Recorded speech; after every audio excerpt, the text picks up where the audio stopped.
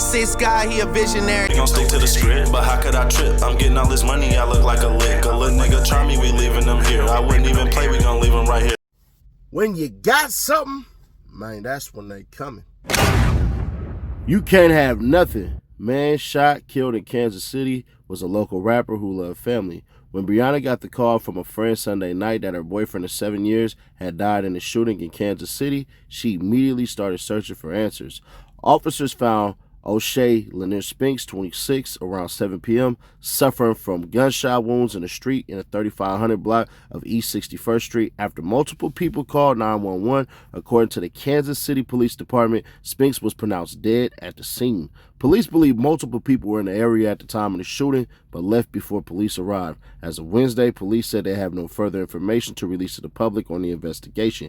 Brianna told police she recognized the area where he died from a FaceTime call she'd had with Spinks the night before the shooting. She told police who he was supposed to be meeting, looked for more information on social media, and pushed them to find footage on the street and doorbell cameras. When the police tape came down, Brianna scoped out the area herself and tried talking with someone outside to learn if he'd seen or knew anything about her boyfriend. On Sunday night, Spinks told her he was going to a bar to watch the Chiefs game. After he left the bar, Spinks allegedly went to the area where he was killed for a drug deal. He sold weed and other substances as a side hustle, Brianna said. The people Spinks were reportedly selling to had also paid for sessions at his studio over the last month or two. Brianna said friends told Brianna that Spinks asked several of them to come with him, indicating he wasn't comfortable going alone. Still, he went through with the plan. When she arrived at the scene, Brianna said she noticed Spinks' car and all his belongings were missing. Police later told her they found a vehicle and would take it in as evidence. Brianna believes people in the area must have witnessed the shooting or must know something. She's confident that police will take a suspect into custody eventually, but coming forward, she said, will help her and her loved ones find peace sooner. Somebody knows something, she said, but a lot of people portray that they don't. Slow feet don't eat. Around 10 years ago, Spinks moved from his hometown in Benton Harbor, Michigan, to Kansas City, where he hoped for a fresh start after spending time in juvenile detention as a kid. Brianna said after moving, he graduated high school. A few years later, Brianna met Spinks at a bus stop. They started talking and he asked for a number. The couple took an Uber to the movies for the first date since neither of them had a car. They love hiking, eating together, and when they did have a car, driving to St. Louis for vacations. Eventually, they moved in together and lived with each other off and on for about 3 years. Spinks had no children of his own, but would do anything for the children in Brianna's family. She said when Brianna was at work, he would watch her now 3-year-old niece, who Brianna fostered for about 2 years. About 2 weeks ago, he became a godfather when his best friend welcomed a baby into the world. The day he was killed, Brianna was supposed to take Brianna's niece to the movies, but they canceled plans because she was sick. Family always says Spinks' first priority, Brianna said. He split time between visiting his biological family in Michigan and his found family in Kansas City. He spent every holiday with Brianna and her family. Once he had his own place last year, he brought together all his loved ones in Kansas City for a Christmas party. He and Brianna took road trips to visit his parents in Benton Harbor and hers in Oklahoma throughout their relationship. Their romantic relationship was on and off over the last 7 years because they were like cat and dog, Brianna said, but she never went long without talking to him.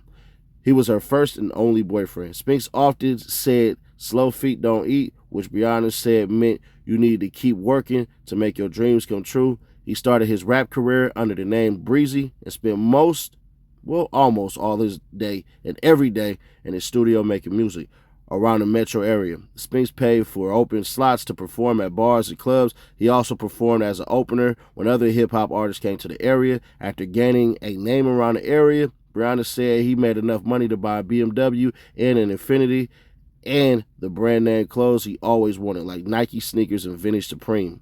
When they last talked Saturday night and Sunday morning, Brianna reminded him to be careful because not everyone would be happy that he could afford nice things. A lot of people watch that and they look at the nice jewelry and clothes and shoes and him being able to do for himself, and a lot of people don't like that, Brianna said. They want to take that from you. You can't have nothing. Spinks' body was sent back to Michigan for burial. Brianna would travel there to spend time with Spinks' parents and attend the service. The killing was the 157th homicide in Kansas City this year, according to data tracked by The Star, which includes fatal police shootings, there were 147 killings at this time last year, the city's second deadliest year on record. We just gonna keep it authentic. Buddy was a drug dealer rapper, man.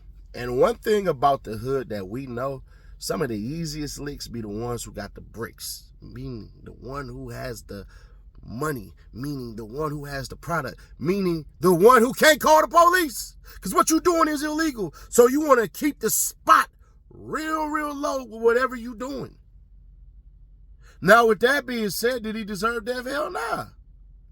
But at the same time, bruh, there's a reason why part of the weed being legal in a lot of states is because of the death that was happening afterwards. Now, his girl said, hey, bruh, he sold weed and other substances.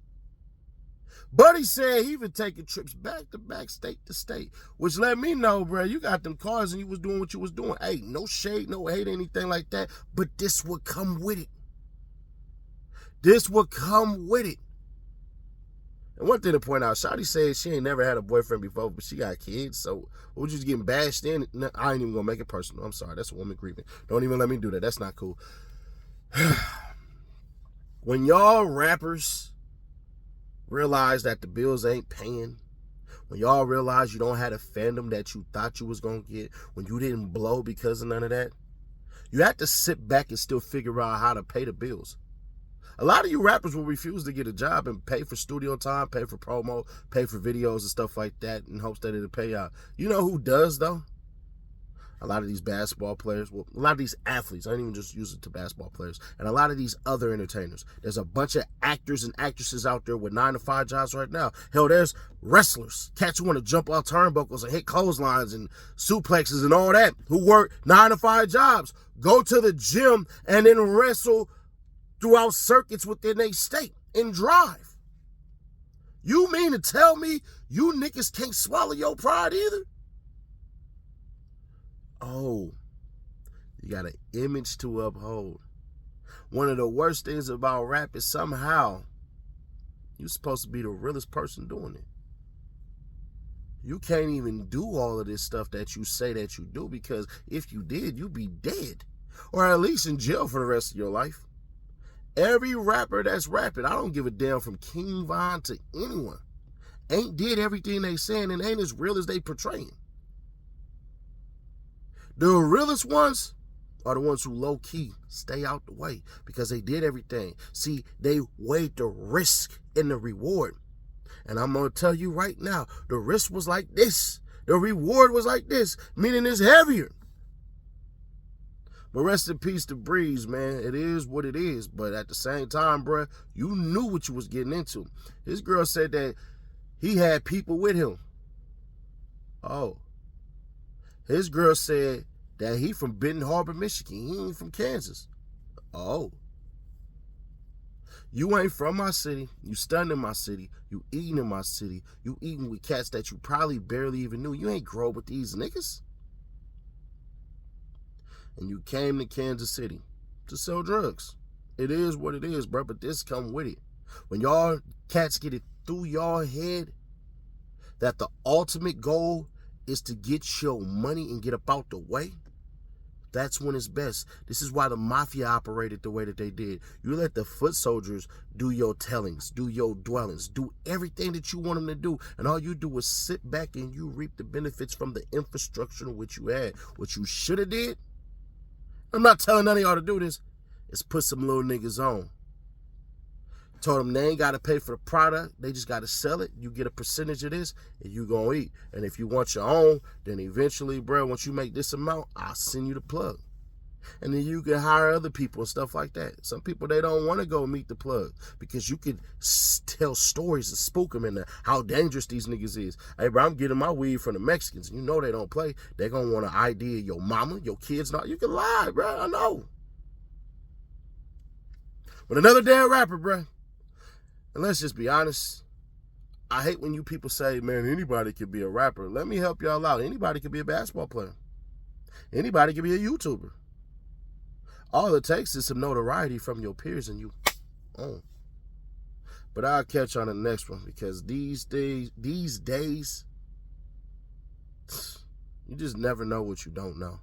I guarantee you, that man probably thought he was just going to eat off of dealing all this stuff and everything like that and hopefully blow with one of these people who seen him at a show. And it didn't happen. But I'll catch y'all at the next one. What's really hood when I'm through the hood? Nothing be said, we got it overstood. The team fed, yeah, it's really good. Put that on everything, bro, you're never good. What's really hood when I'm through the hood? Nothing be said, we got it overstood.